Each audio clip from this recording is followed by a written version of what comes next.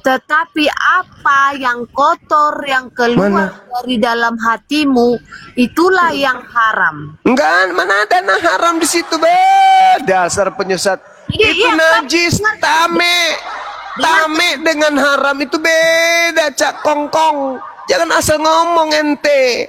Saya tahu dalilmu itu. Saya tahu dalilmu. Kamu ingin mengatakan bahwa apa yang tertulis dalam kitabmu itu adalah sebuah kebenaran. Matius 15. Najis dengan haram itu beda, Cak Kongkong. Jangan kau samakan. Najis beda. Sama kami tidak ada kata-kata najis. Lah, di dalam kitabmu itu tame. Tame itu najis. Matius 15 nomor 1 sampai nomor 20, ketika kemudian murid-murid Yesus makan tanpa cuci tangan. Inilah kalau agama cuman seruduk aja kayak babi. Makanya kau belajar, dalam agamamu itu tidak ada yang haram. Yang kau maksud tadi itu najis, tame. Kami yang tercatat di Alkitab itu haram. Yang haram itu tidak ada. Mana coba. Ada yang haram. Contoh di Imamat 11 nomor 7 itu haram. Ulangan 4 itu haram. Betul. Tapi kalau dalam agama Kristen tak ada yang haram. Apa yang haram? Mana dalilnya? Kenapa kalian mati dan masuk ke dalam neraka? Karena kalian sudah menjadikan dunia ini surga kalian. Mau kubacakan dalilnya? Bagaimana kalian menganggap dunia ini surga? Galatia 5 nomor 1 nomor 2. Yesus Kristus telah memerdekakan kita dan memerdekakan dan membebaskan kita dari apa? Kuk. Apa itu kuk? Beban. Beban apa? Penghambaan. Baca dalilmu tuh. Kamu itu adalah manusia-manusia yang sudah dimerdekakan dari beban penghambaan. Makanya kalian itu bukan lagi menghambakan diri kepada Tuhan, tapi merasa pewaris. Kalian itu menyetarakan diri kalian dengan Tuhan. Yang ingin menyetarakan dirinya dengan Tuhan itu cuma sibilis.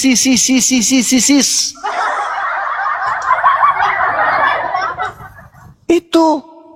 Makanya Al-Quran mengatakan bahwa surgamu itu di dunia ini. Kamu hanya merasakan nikmatnya hidup itu di dunia. Nanti di kehidupan berikutnya neraka kekal tempatmu. Enyahlah daripadaku. Aku tidak mengenal kalian. Kalian semua adalah pembuat kejahatan. Sudah jelas-jelas Yesus mengatakan hidup kekal itu adalah mereka mengenal Yesus yang engkau utus. Malah dikenalnya sebagai Tuhan. Kan koplak. Hidup kekal. Mengenal Yesus sebagai apa? Resmi. Mengenal Yesus sebagai apa untuk memperoleh hidup yang kekal? Kaku kan lidahnya? Gak bisa ngomong. Karena selama ini kalian itu tidak mengenal Yesus. Kalian hanya mengenal makhluk yang datang kepada Paulus yang memakai nama Yesus. Oke. Mengenal Yesus yang engkau utus. Ya kan? Yang engkau utus. Gitu. Coba kita tanya dulu kenapa? Allah, siapa yang diutus itu? Terus kenapa kau Tuhan kan kalau dia hanya utusan? Siapa yang diutus itu? Iya, siapapun itu. Mau dia Buntiti ke? Oke, siapa yang diutus itu? Coba. Ya manusia lah pasti. Manusia yang diutus. Bukan begitu. Mengenal Yesus yang engkau utus. Sekarang pertanyaannya, Yesus ini mau dikenal sebagai utusan atau mau dikenal sebagai Tuhan? Bukan. Yang engkau utus. Sekarang pertanyaannya, siapa yang diutus Allah yang itu? Yang diutus ini ya utusan. Ya, utusan dengan diutus itu namanya apa? Itu apa? Hanya penggunaan keawalan. Pandai-pandaian. Kamu ingin memperkaos ucapan Yesus. Kenapa? Siapa? Kamu ingin melantik makhluk Kristus yang datang kepada Paulus. Kamu ingin meninggikan derajat makhluk yang datang kepada Paulus itu dengan menjual nama Yesus. Udah selesai. Yesusnya mengatakan hidup kekal itu adalah mereka mengenal Yesus yang engkau utus. Dikenal sebagai apa? Utusan. Tapi kamu ingin oh enggak, utusan yang dimaksud itu adalah karena kenapa demikian? Kamu ingin meninggikan derajat makhluk Kristus yang datang kepada Paulus dengan memakai nama Yesus. Utusan itu siapa? Utusan itu manusia. Manusia itu siapa namanya? Yesus. Ya, Yesus itu siapa? Manusia. Yesus itu siapa? Manusia utusan. Kita buka dulu di Matius 1 ayat 26. Ya. Apa? Maria akan melahirkan namanya Yesus. Dia akan menyelamatkan umatnya. Dia menyelamatkan umatnya dengan cara umatnya mengakuinya sebagai utusan Tuhan atau sebagai Tuhan. Ayo, menyelamatkan umatnya Bani Israel dengan menerima Yesus sebagai Tuhan atau sebagai utusan Tuhan. Sederhana kok itu. Kan? Bani Israel umatnya Yesus, Bani Israel umatnya Yesus akan memperoleh keselamatan apabila Yesus mereka kenal sebagai utusan Tuhan atau sebagai Tuhan. Mengenal Yesus itu, inilah hidup yang kekal itu, mengenal Allah satu-satunya yang benar. Berarti Allah itu satu-satunya yang benar. Allah Israel itu satu-satunya yang benar. Dan mengenal Yesus Kristus yang engkau utus. Nah, mengenal itu berarti kita harus mengenal keseluruhan. Mulai dari malaikat Gabriel menjumpai Yusuf dan Maria sampai kepada dia dikenal sebagai apa? Dia dikenal sebagai apa? Kita kenal gitu. Kenal sebagai apa? Nah, malaikat Gabriel mengatakan kepada Maria dan Yusuf, Maria akan melahirkan anak laki-laki namanya Yesus. Ya udah, kita kenal itu, oke. Menyelamatkan umatnya. Iya betul. Dengan cara apa umatnya dengan cara apa diselamatkan umatnya? Dengan mengenal Yesus sebagai utusan Tuhan atau sebagai Tuhan? Kalau menyelamatkan umat manusia itu pastinya hanya Tuhan yang mampu. Oh, berarti Anda tidak mengenal Yesus. Berarti Anda tidak mengenalnya. Karena Yesus itu hanya ingin dikenal sebagai utusan Tuhan bagi Bani Israel. Inilah bukti bahwa yang Anda ingin usung di sini adalah Tuhan Kristusmu yang datang kepada Paulus. Kau ingin dia itu kau sembunyikan, kau ingin memaksakan anak Maria naik level, padahal sesungguhnya yang ingin kau jual itu adalah Kristus palsu yang datang kepada Paulus. Kamu memaksakan anak Maria dengan berbagai macam analogi, dengan berbagai macam asumsi. Padahal Yesus anak Maria hanya ingin dikenal sebagai utusan Tuhan. Kamu meminjam namanya untuk mempromosikan Tuhan kau yang keluar dari tanah pada hari ketiga. Kau ingin mempromosikan Tuhanmu yang datang di Pulau Patmos yang di pahanya ada tato. Kamu ingin mempromosikan Tuhanmu yang datang kepada Paulus yang bukan anak manusia itu. Dengan memakai nama Yesusku.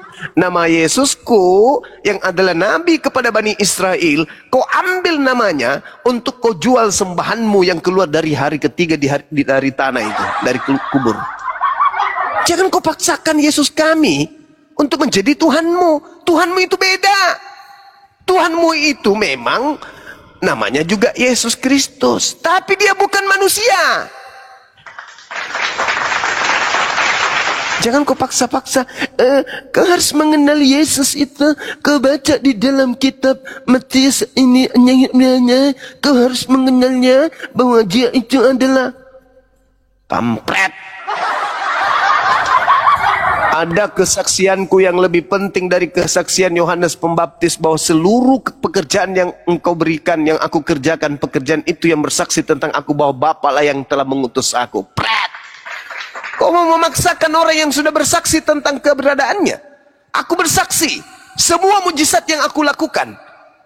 Mujizat itulah yang bersaksi tentang aku. Bahwa Bapa yang telah mengutus aku. Di situ siapa yang mengutus? Bapa. Yang diutus siapa? Yesus. Jangan kau bolak-balik. Bolak-balik. Hanya gara-gara ingin kau jual Tuhan yang keluar dari kuburmu itu yang make nama Yesus kami. Paham? Enak aja. Nyembah kepada roh-roh Yesus yang dibawa. Yesus itu bukan makhluk roh. Yesus itu makhluk biologis. Itu benar. Sedangkan yang kau sembah itu roh. Roh. Yang kau sembah itu roh. Kejang-kejang. Kenapa kamu kejang-kejang? Kamu yang kejang karena kamu tidak mampu kemudian menjual Tuhanmu tanpa mengais-ngais Yesus utusan Tuhan untuk Bani Israel. Coba, yang datang kepada Paulus, Paulus sendiri mengatakan, di dalam kitabnya 2 Korintus 11 nomor 4, ada Yesus lain. Selain dari Yesus yang dia beritakan, ada Yesus lain. Paulus yang mengatakan itu. Yesus juga mengatakan ada Yesus lain. Jadi dua tokoh ini, Yesus Nabiullah yang datang kepada umatnya Bani Israel, mengatakan kepada Bani Israel agar waspada kepada penyesat yang memakai nama Yesus Kristus. Paulus juga mengklaim ada Yesus lain. Jadi ada dua Yesus, baik menurut Paulus maupun menurut Yesus yang asli. Kenapa saya katakan Yesus itu sebagai Yesusku? Karena Yesus yang datang kepada Bani Israel itu, kami mengenalnya sebagai Nabi dan Rasul untuk Bani Israel. Sedangkan Kristen ini bukan Bani Israel. Kristen bukan Bani Israel. Kristen ini kelompok di luar Bani Israel yang mengusung kemudian iblis dengan memakai nama Yesus. Kata Yesus, waspadalah kepada penyesat yang datang kepadamu dengan memakai namaku dan berkata, akulah Kristus. Hari ini kita menyaksikan orang-orang Kristen di luar kaumnya Yesus memakai nama Yesus, dan ternyata mereka adalah penyesat. Makanya Kristen itu mati karena dosa. Makanya Kristen diusir oleh Yesus. Ya, buktinya Anda mengatakan Yesus yang mendatangi Paulus itu palsu. Buktinya apa? Bukti nih, bukti. Kata Yesus ketika ditanya oleh muridnya, apa tanda kedatanganmu? Kata Yesus, tanda kedatanganku anak manusia. Yang datang kepada Paulus bukan anak manusia. Galatia 1 nomor 1, aku menerima Injil, tapi bukan dari manusia, tapi dari Yesus Kristus. Sejak kapan Yesus berubah jadi bukan manusia? Silakan. Boleh dijawab. Silakan Anda berbohong. Lanjut. Oke. Jadi sewaktu Tuhan Yesus menjumpai Paulus, ya, itu bukan kedatangan Yesus yang kedua kali. Lalu kedatangan keberapa? Di situ Yesus berbicara kepada Paulus itu. Yeah. Bohong. Anda baca 1 Korintus 9 nomor 1. Anda baca. Bentar. Anda baca 1 Korintus 9 nomor 1. Apa kata Paulus? Aku melihat Yesus. Bukankah aku rasul? Bukankah aku ini bebas? Bukankah aku telah melihat Yesus, Tuhan Kristen? Paulus mengaku melihat Yesus. Kata siapa dia tidak melihat Yesus? Dia melihat, tapi bukan manusia. Lalu kalau bukan manusia apa? Kata Yesus, waspadalah kepada penyesat yang datang kepadamu memakai namaku. Berarti ada penyesat yang memakai namanya. Siapa itu penyesat? Iblis. Iblis ini manusia atau bukan? Bukan. Aku menerima Injil bukan dari manusia, tapi dari Yesus. Beda dong dengan Yesus kami. Yesus kami manusia, anak seorang perawan suci, datang membawa hikmat kenabian dan hikmat Injil kepada kaumnya Bani Israel saja.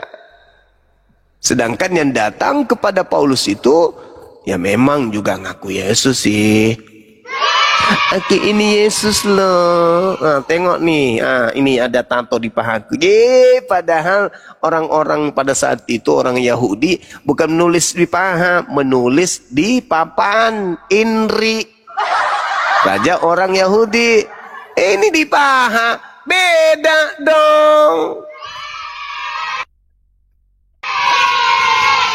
Ayo, kalau udah ketahuan ternyata pengikut setan, ya jangan sombong lah. Semakin Anda bertahan, semakin nyata, semakin nampak, semakin ketahuan siapa kalian ini. Mumpung masih ada kesempatan sebelum mati dalam dosa. Boleh saya jawab? Apa yang kamu mau jawab? Oke. Kita buka dulu Kisah Para Rasul 9. Nomor 22. Menjumpai Paulus itu. Siapa yang menjumpai Paulus itu? Iya. Siapa yang dijumpai? Makanya dengar Siapa? aku baca. Siapa? Makanya aku baca, Kata ya. Yesus penyesat. Ya makanya dengar dong aku baca. Ya silakan. Jawab. Silakan. Ya. Di sini kita baca mulai dari ayat 4 ya. Ia rebah ke tanah dan kedengaran olehnya suatu suara yang berkata kepadanya, Saulus, Saulus, mengapakah engkau menganiaya aku? Nah, jadi di sini kan, mengapa engkau menganiaya aku? Kata Tuhan Yesus kepada si Paulus. Dari mana Anda tahu kalau itu Yesus? Loh, makanya kita baca mulai dari Iya, ayat. dari mana? Dari mana Anda tahu kalau itu Yesus? Dari mana? Nih, kita baca lanjut. Dari mana kalau itu Yesus? Ini jawabannya ada di bawah. Iya, dari mana Anda tahu kalau itu Yesus? Karena di sini aku Yesus yang engkau Nah, sekarang menurut Yesus, penyesat itu datang memakai nama siapa? Makanya dengar, aku Ya, Yesus. enggak. Yesusnya mengatakan kepada muridnya, iblis itu datang memakai nama siapa?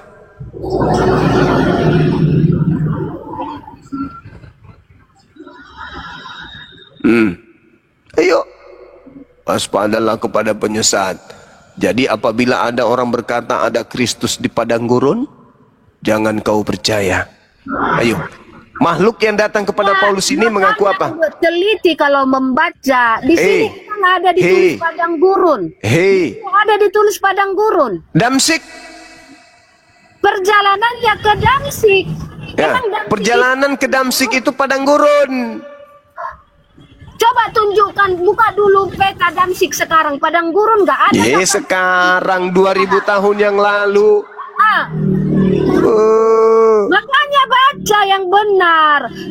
Saya coba di dalam kitab Raja-Raja itu jelas sekali dikatakan Damsik itu tadinya adalah padang gurun. Oke, bentar dulu Bang Juma, bentar dulu aku jelasin ya. Kasih waktu dong menjelaskan. Nah, Yesus yang asli mengatakan Yesus palsu itu ada di padang gurun. Berarti Yesus palsunya yang ada di padang gurun, ada di bilik, ada di goa. Nah, sekarang Paulus mengaku bertemu dengan Yesus di mana? Ya makanya bentar dong. Jadi di sini yang di Damsik bukan Yesus tetapi Saulus. Kalau Yesus di yang datang kepadanya itu loh, yang datang kepadanya. Paulus bersaksi bertemu dengan Kristus di mana? Pertanyaannya dari mana Paulus tahu kalau itu Yesus? Oh, dia mengaku Kristus. Kan Yesusnya berkata, waspadalah kepada penyesat yang datang kepadamu, memakai namaku. Mereka akan menyesatkan banyak orang. Jangan kamu percaya. Kan begitu.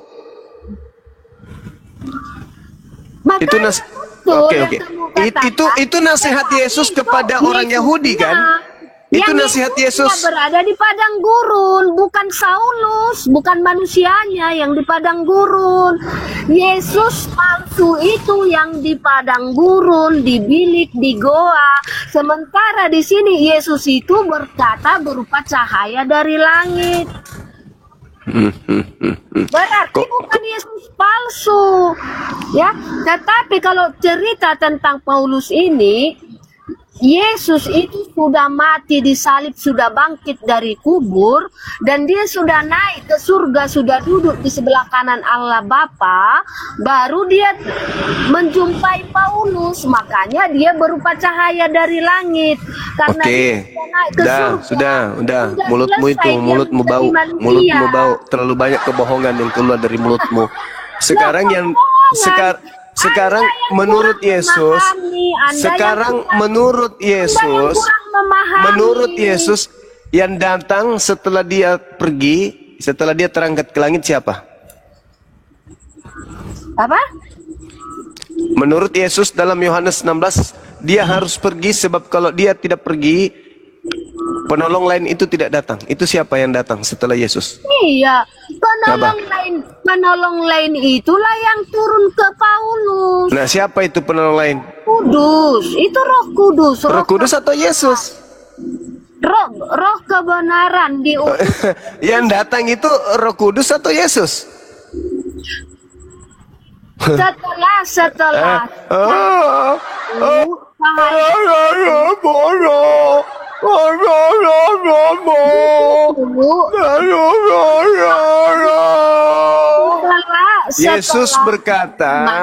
Yesus berkata, aku memang harus pergi. Sebab kalau aku tidak pergi, Roh kebenaran itu tidak akan datang. Berarti yang datang setelah Yesus menurut kau adalah Roh Kudus. Nah, siapa yang datang kepada Paulus? Lu katanya yang datang Roh Kudus. Kok yang datang Yesus? Pembohong, penipu, penyesat. Kata Yesus, yang datang setelah aku itu adalah Roh kebenaran, penghibur lain, bukan aku. Begini, ternyata yang datang kepada Paulus ngaku Yesus. Kopla. Waktu jawab. Bunda Mila, assalamualaikum warahmatullahi wabarakatuh. Karena begini Juma, begitu banyak Islam nanti masuk neraka kamu buat. Ya. Mulutmu bau, terlalu banyak kebohongan. Terlalu banyak kebohongan yang keluar dari mulutmu. Iblis tua, ular naga tua. Terlalu banyak kebohongan dan kebodohan yang kupelihara itu terlalu kental di otak kau itu. Menurut Yesus, saya ulang lagi. Menurut Yesus, yang datang setelah dia, penolong lain atau Yesus? Dasar pemakan babi, otak nggak berfungsi. Kau tertawa dalam kesesatanmu, itu hakmu. Tapi cobalah sedikit kau waras berdiskusi, itu waras. Pakai otakmu. Coba kau pakai otak. Menurut Yesus, yang datang setelah dia terangkat ke langit, penolong lain atau Yesus? Yesus itu kan menjumpai Paulus berupa cahaya. Pertanyaan saya, yang datang setelah Yesus terangkat menurut Yesus, yang masuk penolong lain atau Yesus?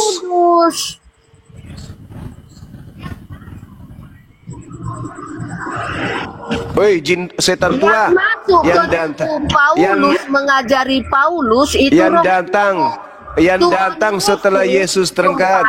Yang datang setelah Yesus terangkat itu penolong lain atau Yesus menurut Yesus? Dua-duanya. Udah gila ini, udah gila. Turunkan dia. Udah teman-teman, jangan kita paksakan orang gila ini berbicara lagi di sini. Tendang sepak bokongnya ke neraka, dia cocok di neraka. Dua-duanya katanya. Cobalah lihatlah tipunya itu. Makanya Al-Quran mengatakan wa ikhwanuhum yamuddunahum fil ghayyi tsumma yaghsirun. Orang kafir itu adalah pahlawannya setan. Setan itu memiliki pahlawan. Pahlawannya itu berasmi. Ajaran setan akan tetap diajarkan oleh pahlawan-pahlawannya, penolong-penolongnya. Tujuannya mereka mengajak manusia kemudian untuk durhaka kepada pencipta langit dan bumi dengan melantik makhluk yang bukan Tuhan sebagai Tuhan. Dalilnya, aku memang harus pergi, sebab kalau aku tidak pergi, maka penolong lain itu tidak akan datang. Berarti menurut Yesus, setelah dia terangkat ke langit, yang datang penolong lain. Tanya Rasmi, siapa yang datang menurut Yesus setelah dia terangkat ke langit? Penolong lain atau Yesus? Dua-duanya. Dua-duanya. Bahlul, dasar penghuni neraka. Kalau kau tidak bertobat resmi, nerakalah tempatmu dan kau kekal di dalamnya. Mudah-mudahan, ya mudah-mudahan. Tapi sulit sih kalau manusia karakter kayak kau itu bisa sadar. Tapi ya saya serahkan kepada Allah, mana tahu. Tapi sulit.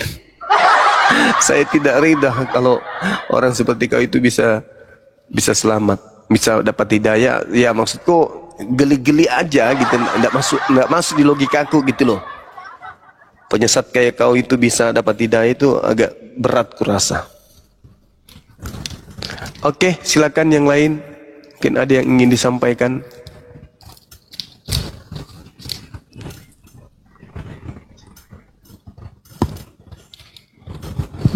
Campur kopi dulu dengan Masako, teman-teman. Lanjut.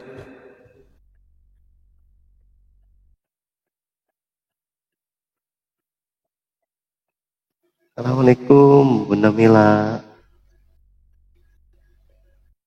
Waalaikumsalam warahmatullahi wabarakatuh. Seru banget, saya sampai sakit perut dengerin Bang Zuma. Oh, Masya Allah. Itu ular naga tua itu, Bunda. Iya, iya. Iya, usianya sudah lebih 20 juta tahun. Jadi inkarnasi jadi penjual tua.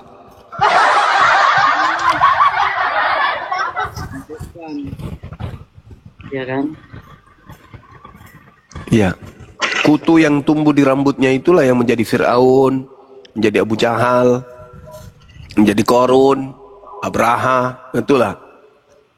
Manusia-manusia bengis dari situ, dari kutunya itu wanita tua tadi itu.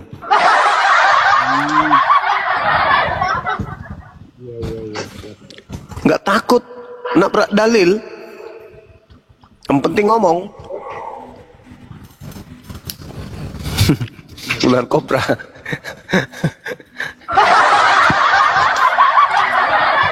Lanjut teman-teman, lanjut.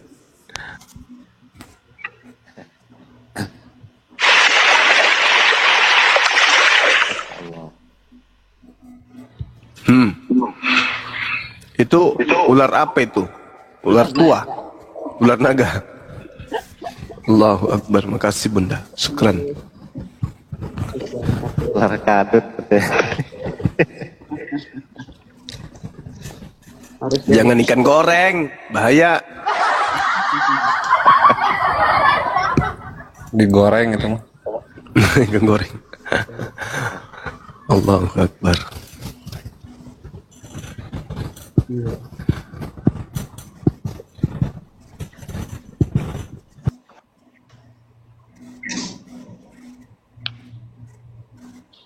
Ini orang kita semua ya sekarang.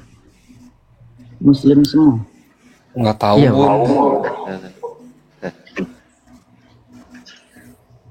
Apa? Selamat malam, Muslim Kristen. Masya Allah, barakallah Bunda. Nuhun Bunda. Sama-sama. Itu siapa dua lagi tuh? Itu anggota Jabar, anggota Jabodetabek. Oh, oke. Isi dulu sebentar.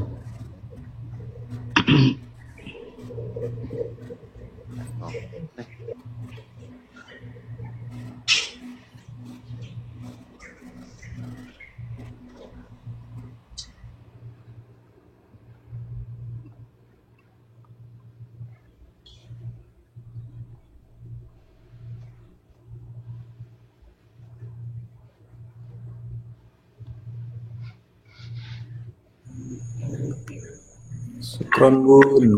Sama-sama.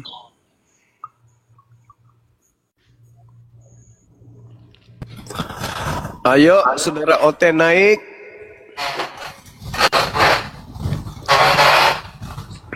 Banyak hal yang menjadi PR kalian untuk kalian jelaskan.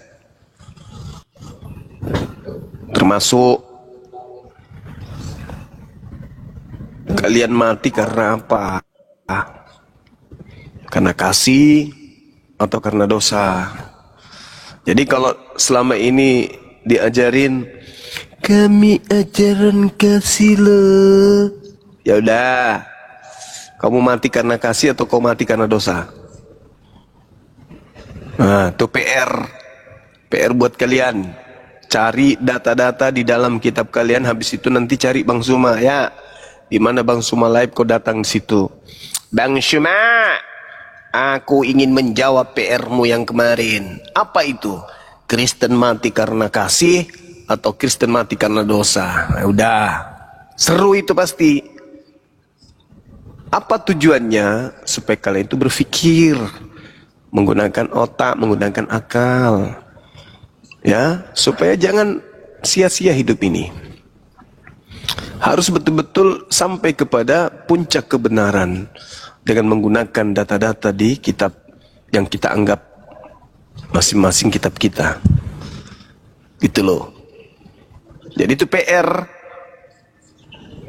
Kristen mati karena kasih, karena selamat, atau Kristen mati karena dosa. Kalau Islam jelas mati dalam keadaan selamat. Illa wa antum muslimun. Umat Islam mati dalam keadaan muslim. Muslim itu jelas, kita tahu semua. Muslim itu akar katanya dari salima, yaslamu, yang artinya selamat. Berarti umat Islam mati dalam keadaan selamat. Itu kaidah, itu aturan main, itu koridor dalam Islam. Ya, nah kalian juga harus menunjukkan kebenaran dari agama kalian itu. Illa wa antum muslimun, kecuali dalam keadaan selamat. Nah, kalian tunjukkan data kepada kami. Saya sudah menemukan data di dalam Roma 8 nomor 10 itu. Jika Kristus ada di dalam kamu, maka tubuh memang mati karena dosa.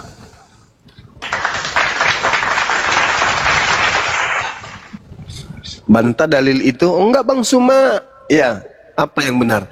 Kami mati dalam apa? Dalam persekutuan apa? Persekutuan apa? Makan kutu.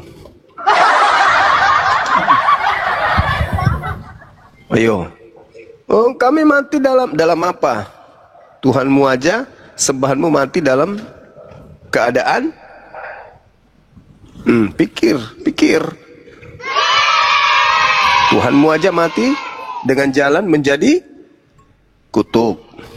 Kalau Tuhanmu saja mati dengan jalan kutuk, ya cocoklah dalil itu. Tubuh memang mati karena dosa. Tuhan mati dengan jalan kutuk, penyembahnya mati karena dosa. Wah, kompak kali.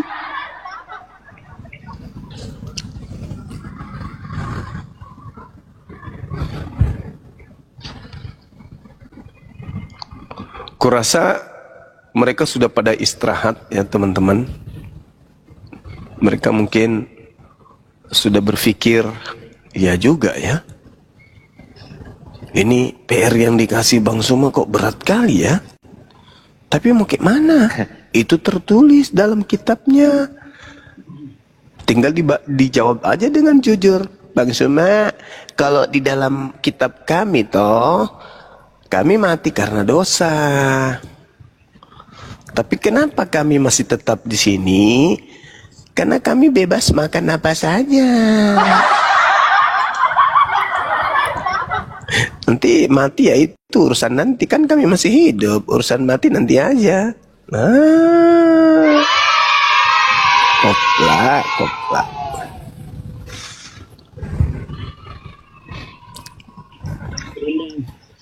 Bang Zuma. Saya udah Iya, mulai dapat informasi tentang yang kabur-kabur ke sini tuh. Mudah-mudahan pas saya ke sana tuh mereka lagi kumpul. Karena rupanya ada yang ngumpulin satu. Kelihatannya saya pernah tahu nih orang yang ngumpulin. Baru Iya, tadi. iya. Biar kalau nggak sempat live paling saya videoin dulu gitu loh. Paling nggak sebagai Iya. ya nggak. Rupanya ada yang Benar, Bunda. Yang donor ini udah mulai nggak kuat karena restorannya tuh saya nggak pernah masuk, nggak pernah tahu, berarti kecil. Iya, iya, iya, iya. Katanya restorannya banyak, Bunda. Kita lihat aja ntar. Namanya saya udah tahu. Mau telepon si Edis juga udah dapat. Kalau si Pudin saya dapat dari dia sendiri. Ini nomor teleponnya udah dapat tuh. WA. Mama Suruh aja balik ke Indonesia, Bunda. ya, itu yang saya mau tuh begitu. Ya kita lihat aja ntar gimana. Iya, buktinya kiamat bisa bertahan di Indonesia menghujat. Iya ya. Nggak mesti lari-lari. Si Tapi CP. itu udah mulai curhat-curhat tuh dia namanya di Edis di sana bagaimana susahnya dia pulang takut Oh, itu cuman simpati cari duit itu, Bun. Biar banyak yang kasihan sama dia, kasih beras. tapi memang begitu keadaannya Bunda. Memang menyedihkan, tidak sesuai dengan yang diharapkan gitu loh. Kalau dia di Indonesia kan istilahnya tuh duduk di warung Tegal masih bisa makan, di sini gimana? Kalau dia udah punya tempat lain, sekarang kan enggak. Dia kan masih undocumented, masih ilegal. Proses asylum itu bisa 10 tahun, bisa lama. Lagi sekarang zaman Trump, ya kan? Iya, iya, betul. Ini ada kecewanya juga mereka itu. Suruh aja pulang, Bun. Kirim aja ke Indonesia melalui email. Nanti kami cetak di sini. Benar. Ayo, siapa temannya Edis di bawah tuh mau disuruh pulang, kita cetak di sini. Lewat email. Siap. Siapa yang kiamat? Tapi ini seru banget. Ini apa namanya Gurunda mengenai si Rudy Yohanes. Dia pengen ngobrol itu apa lagi data-data yang bisa dia kasih. Soalnya mulai dibongkar semua nih. Siapa ya? Si Rudy mulai membongkar. Bongkar semua karena dia dimarahin habis sama si Edis kayaknya. Oh, dibawa ke kebunnya dia tuh. Iya, ini kebun gue katanya gitu. Berapa miliar ini katanya. Oten. Bersama Oten.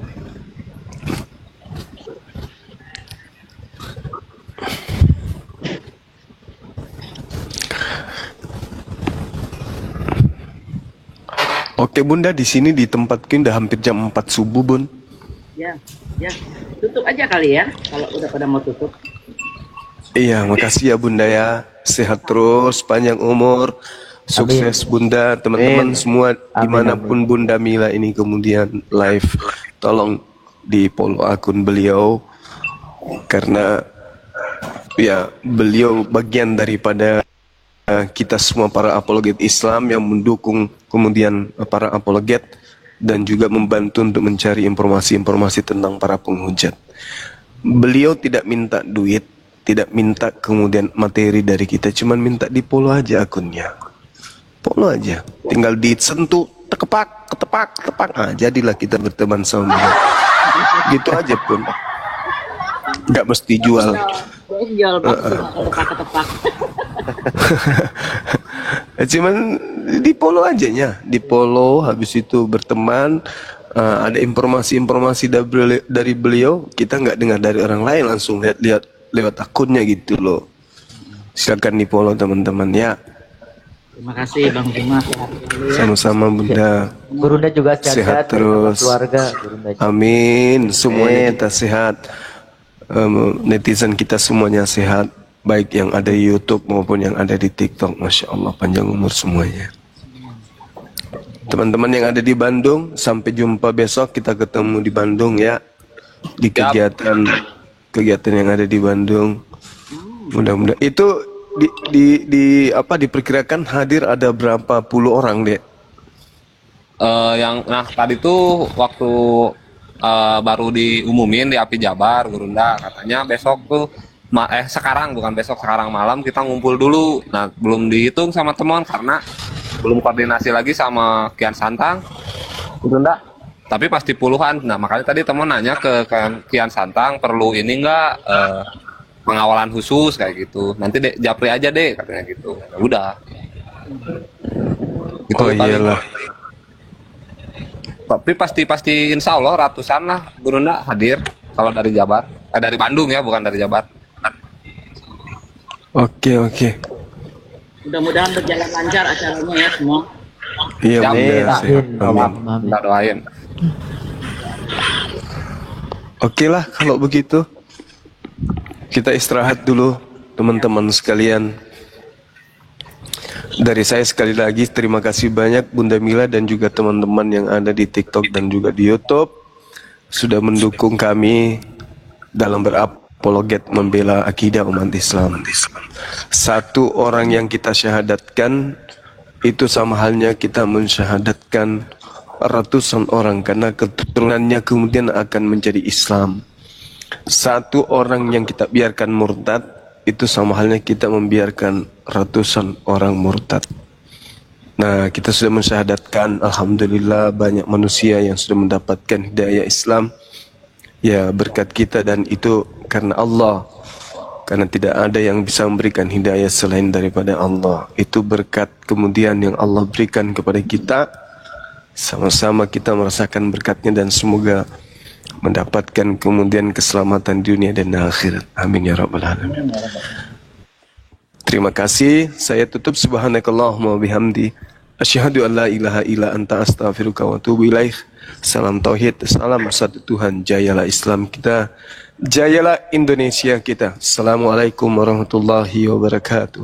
Waalaikumsalam warahmatullahi wabarakatuh. Terima kasih teman-teman. Bunda Mila, makasih ya. Sama-sama. Mampir. Aku nggak kelihatan namanya, ini Mbak Sri ya? Iya. Oke, baru lihat ini. Terima kasih, yuk. Assalamualaikum warahmatullahi wabarakatuh. Waalaikumsalam warahmatullahi wabarakatuh. Bunda. Sehat, Bunda. Sama-sama. Lanjut, Tat. Tanggung sampai subuh.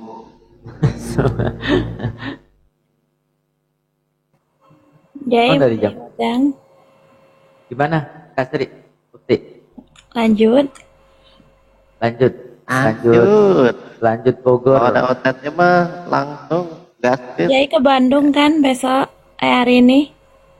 Insya Allah. Ya hari besok tanggal 5 di Bandung. Itu kan udah ada tuh di akunnya Gurunda tuh, di akun Bang Juma 01 ada bannernya. Kalau yang dari Bandung mau merapat boleh. Gitu kakakku, abang-abangku. Dilanjut izin mau persiapan subuh juga di sini. Oh siap, Pak. Ya. Siap. Sampai ketemu, Ya. Siap. Jangan lupa bawa rokok yang banyak. Nggak bercanda. Ya, izin turun dulu lah. Ayo siap. Semuanya. Terima kasih udah diizinkan Mas naik. Assalamualaikum. Waalaikumsalam warahmatullahi wabarakatuh.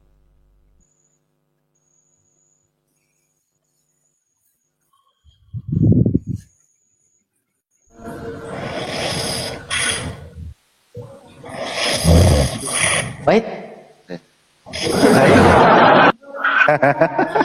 Apa lagi ini ngarok di sini? Kan tidur dinaikin, Jai. Itu pintu belakang nggak ditutup.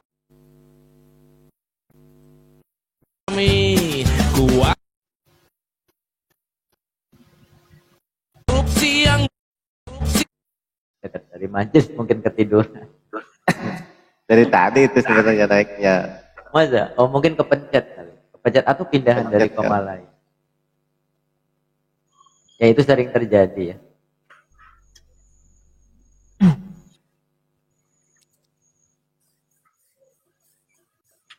Berangkat, Jay.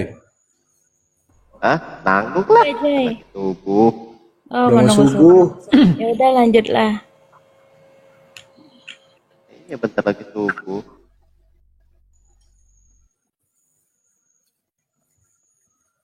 Nah, tuh suruh ngasih kajian katanya Tad. Wah, jangan provokator lah.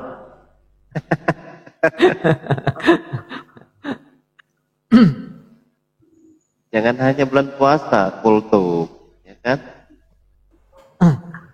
Emang bulan puasa berapa ini lagi? Berapa bulan lagi? Turun aja, Jay. Semuanya. Assalamualaikum. Oh, siap akhi, siap akhi. Waalaikumsalam warahmatullahi wabarakatuh. Tad, Assalamualaikum, Tad. Ya, waalaikumsalam warahmatullahi Ya, wabarakatuh. pamit juga ya, Jay. Siap, Pak siap. Ustadz, Ya. Pak Ustadz Iya, mau siap. istirahat apa nemenin Jay? Ya, siap. Ya udah, Assalamualaikum warahmatullahi wabarakatuh. Waalaikumsalam Waalaikumsalam warahmatullahi wabarakatuh. 4 bulan deui, 4 bulan deui cenah. 4 bulan deui cenah. Aduh, pahit. Siapa nih? Bukan siapa? Ayo dek istirahat, Bang Jai. Bukan siapa-siapa.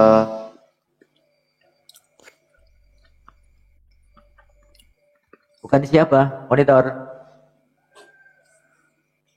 Oi.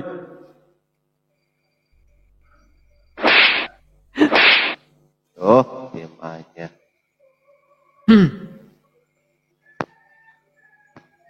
Bukan siapa itu sering ketemu kemarin itu Oten bukan ya? Nah, itu makanya.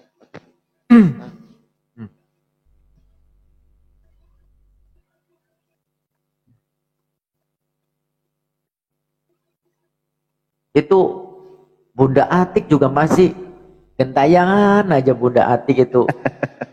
Waduh, Jangan salah itunya maskotnya luar Jabodetabek. biasa Tad. emang Bunda Atik itu, Masya Allah.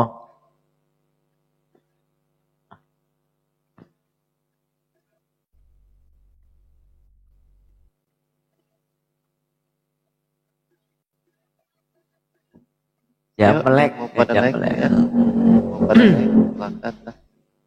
Naiklah Bunda Atik, naik Bunda Atik. Bang Jai kalau Bunda Atik gak naik blokir aja Bang Jai. Ah, iya.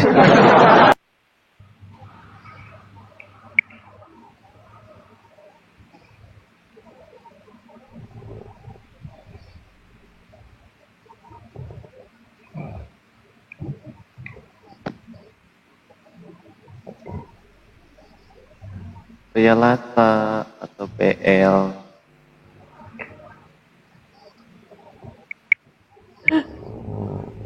Wih, pada ngorok nih. Nah, Udah pada mulai subuh, oi bangun. Mau subuh ini, oi. Bang Pria monitor, Bang Pria dari Muslim. Turunin aja Bang Jai yang ngorok kasihan.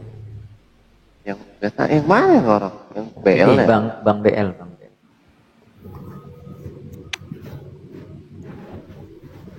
Tenggorokan saya lagi kurang enak teman-teman.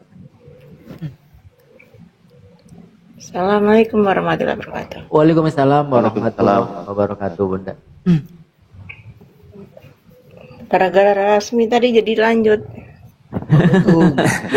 Waalaikumsalam warahmatullahi wabarakatuh. Bang Zuma udah layap-layap. Beliau udah istirahat, Oh, aku mau ketemu sama dia, mau ngobrol aku. Oh, abang telat. Nanti lain kali saja. Kasihan. Beliau udah. Gurunda nanti itu. besok malam. Ntar aku live Alah, besok. mati ya. Udah istirahat beliau. Ya, udah istirahat. Nggak pernah aku ngomong sama dia itu. Domisili mana bang?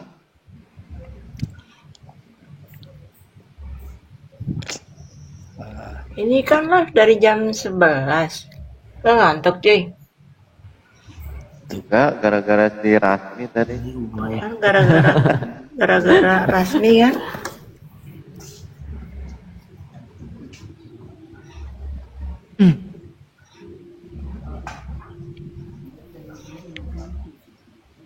biasanya jam segini rame Ustaz, biasanya. pamit ya, mumpung masih ada waktu. Surat Kenapa? zikir. Oh iya. Salam semua. Assalamualaikum. Sholat witir, habis sholat witir, sholat fajar, teman-teman ya, Masya Allah itu Ya. pahalanya. Pamit Jatat semuanya. Sehat-sehat. Oke, siap. Ya. Nasi jamblang, wih, Bang Blokot nang di ke Bang Blokot, nasi jamblang.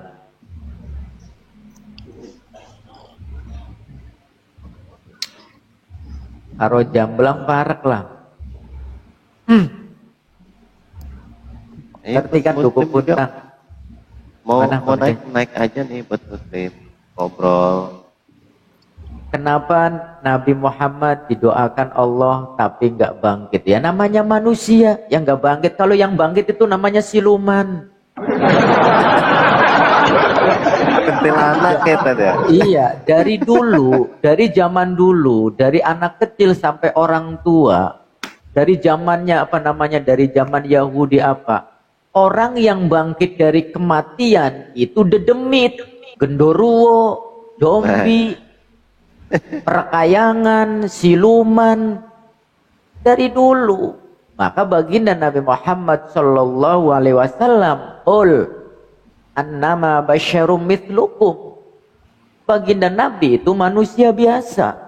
Ya udah beliau udah wafat, ya jelas tidak bangkit. Nanti dibangkitkannya bersama-sama kita semua. Tapi nikmatnya kita mengikuti baginda Nabi Muhammad sallallahu alaihi wasallam. Ketika beliau itu ditiuplah sangkakala yang kedua, terbangun semua. Terbukalah mata baginda Nabi. Apa yang dipanggil? Siapa yang dipanggil? Ya Jibril. Aina ummati ya Jibril. Aina ummati ya Jibril. Aina ummati Jibril. Di mana umatku? Di mana umatku? Nah, Aliteng sudah capek-capek mengagumi, menyembahnya. Ketika dibangkitkan dari kuburan, ternyata apa? Dia mencari-cari Yesus. Di manakah Yesus? Setelah ketemu Yesus, anyahlah engkau. Aku tidak pernah mengenalmu. Malah diusir. Ya kan? Beruntunglah kita menjadi seorang muslim. Kita tidak akan dikecewakan. Kita tidak akan di PHP oleh baginda Nabi Muhammad sallallahu alaihi wasallam. Dipanggil berulang-ulang, di mana umatku, di mana umatku, di mana umatku. Tapi Aliteng ketika dibangkitkan, udah mukanya gelap, mukanya petak. Tuan, ya Bang ya. Abang, jangan ini ya Bang. Setelah ketemu Yesus malah diusir oleh Yesus. Anyahlah kalian, wahai pembuat kejahatan. Malah diusir. Turunin aja. Ini apa Bang?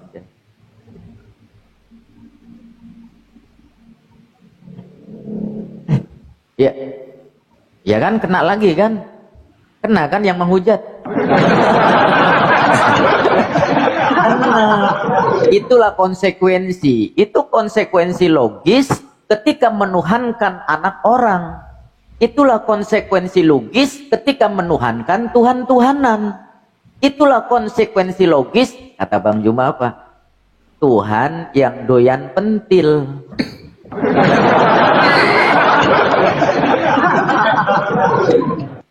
Itu konsekuensi logis. Maka carilah Tuhan yang benar-benar Tuhan. Tuhan yang maha kuasa, Tuhan yang maha agung, Tuhan yang maha suci. Qul huwallahu ahad, Tuhan yang maha esa, Tuhan yang maha tunggal, bukan dari kesatuan. Masa ada Tuhan berkompi-kompi? Masa ya ada Tuhan menjadi seperti partai politik sampai ada konsili segala? Masa ya ada Tuhan dituhankan gara-gara konsili? Ayo, ini coblos yang mana? Ini coblos yang mana? Jangan-jangan host pada waktu itu kalau ikut pilihan bisa-bisa jadi dituhankan. Itu konsekuensi logis ya, kemudian ya. Konsekuensi logis, teman-teman. Maka beruntunglah kita yang masih bisa mengucapkan 5 kali dalam sehari semalam, asyhadu alla ilaha illallah wa asyhadu anna muhammadar rasulullah. Sallallahu alaihi wasallam. Allah. Assalamualaikum warahmatullahi wabarakatuh. Waalaikumsalam warahmatullahi wabarakatuh. Ternyata ada saja yang mengundang ini giroh kita, Kang Udin. Ada aja yang mancing oteni tapi nggak mau naik. Ada Gurunda rupanya, Masya Allah. Iya. Ya, salam kenal host dari Sulawesi. Ya. Blokir Bang Jai, blokir. Kenal nggak sama hostnya, Bang Din? Pura-pura nggak kenal. Ya, ayo, ada lagi? Ada lagi. Ini penyembah orang Yahudi, ada lagi. Ayo, typing. Kapok. Itu berarti Tuhannya juga kan ini Tan, namanya manusia kan Tuhannya. Ya, Tuhannya juga butuh kenikmatan. Makanya kan dia doyan nyusu. Gitu. Iya. Itu sebenarnya sesuatu hal yang sangat sepele ya. Yang sangat sepele, nurani anak kecil saja. Nuraninya pemikiran itu bisa membedakan gitu loh. Mana orang tua, mana sang maha kuasa, mana ibunya, mana sesembahannya, tahu loh. Anak kecil saja memiliki insting, memiliki pemikiran, memiliki nurani. Nah, ini ada manusia diberikan yang namanya afidah, yang namanya nurani, tidak mampu mencerna, tidak mampu mengamati mana Tuhan yang berbeda dengan makhluknya, mana Tuhan yang punya pantat.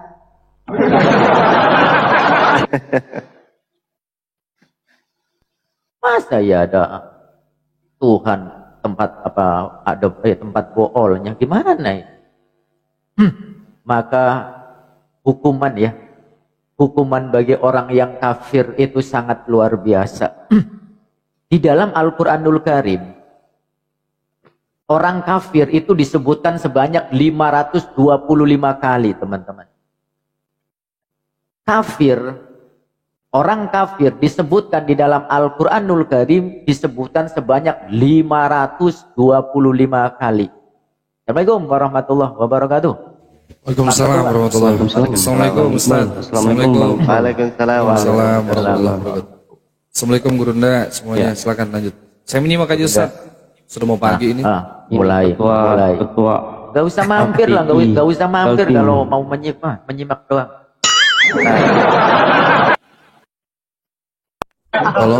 Tolong di-kick tolong. Ya, luar biasa ya, Bang Iqbal sekarang sudah menjadi ketua Apikal Tim, Masya Allah. Iya, kita doakan beliau, Masya Allah. Bantu follow teman-teman.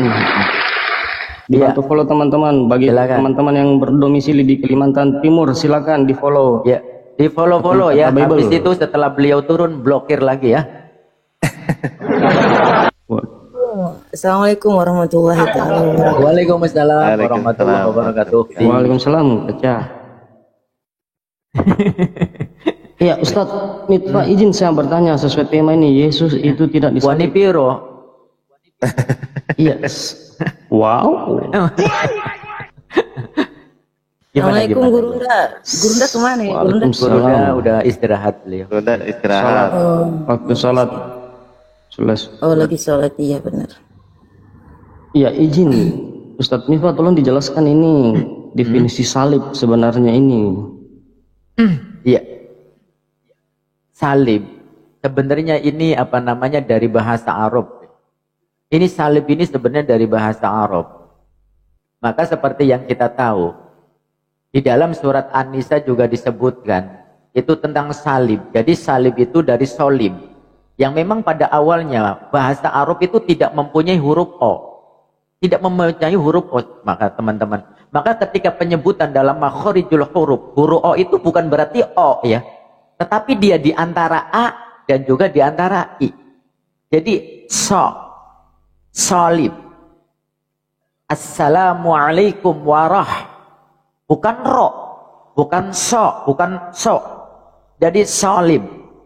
Jadi salib itu berasal dari bahasa Arab. Artinya apa? Tiang berdiri. Balokan ya, bahasa tukang sih balokan ya. Salib itu balokan, balokan, dan dulu itu salib itu diistilahkan untuk menggantung daripada orang-orang yang dihukum karena melakukan kesalahan yang memang pantas dihukum, gantung.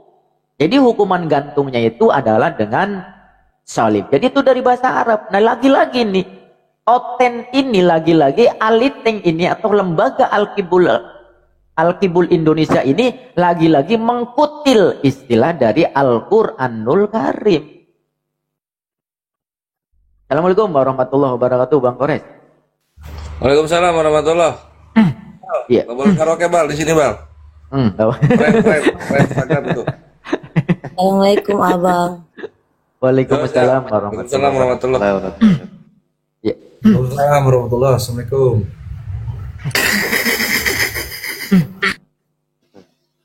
Jadi salib atau salib ya kemudian diserap dalam bahasa Indonesia menjadi salib itu dari bahasa Arab solaba, fi'il madi.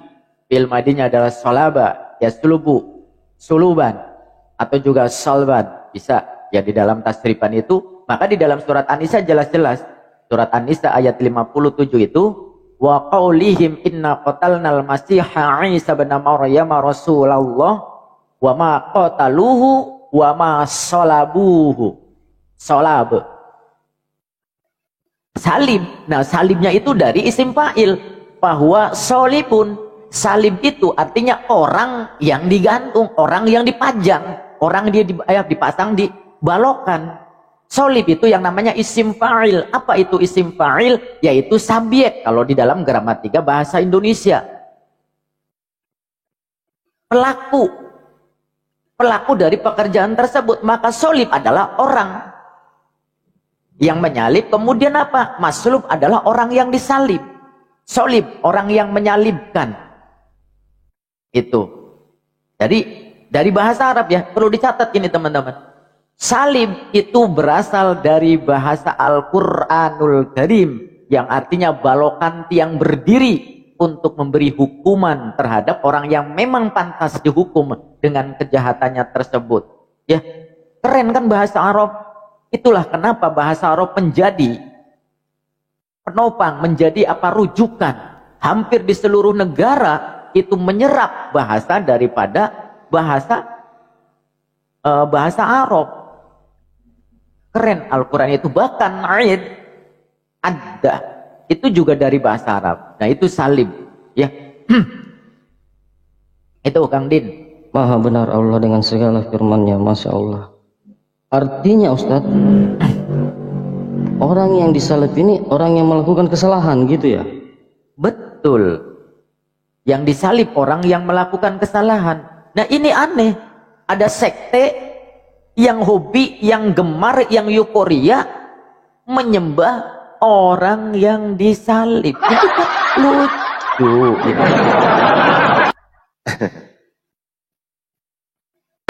Lucu ya. Ini lucu sekali. Apapun alasannya, penyaliban tersebut adalah budaya dan adat istiadat yang ada di Yahudi.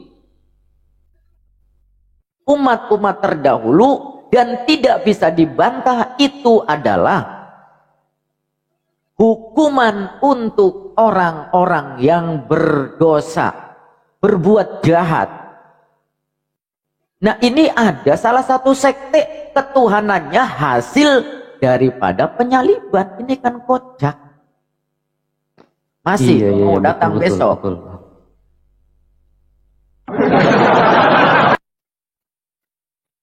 Iya betul ya Ustadz ya. Ada satu ajaran itu kalau tidak disalib tidak ada Tuhannya ya. Begitu ya Ustadz?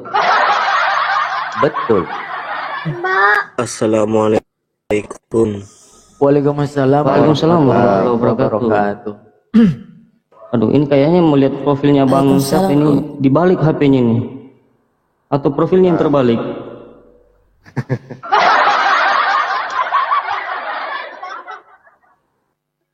Jangan-jangan salibnya yang terbalik.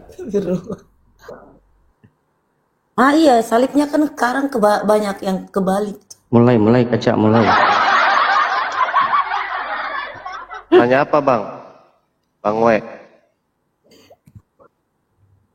Tapi beneran aku ini Nggak ada bang. bingung sama Nggak mau tanya-tanya apa-apa. Ah ya udah izin turunkan ya. Si Rasmi mau naik lagi. Hiburan Izin ya.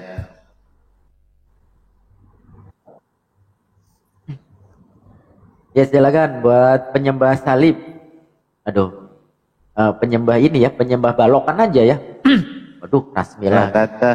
itu Hiburan lagi nih. Umat bingung. Kita punya nama Umat kebingungan. Ya. Iya betul, mereka ini sebenarnya umat bingung. Udah 2000 tahun masih aja berselisih antara mereka. Iya. Saulus, aku yang telah kuaniaya Saulus. Ini gaya barunya Ustadz ya? Benar dari kemarin nih. Ustadz ada gaya barunya. Salon.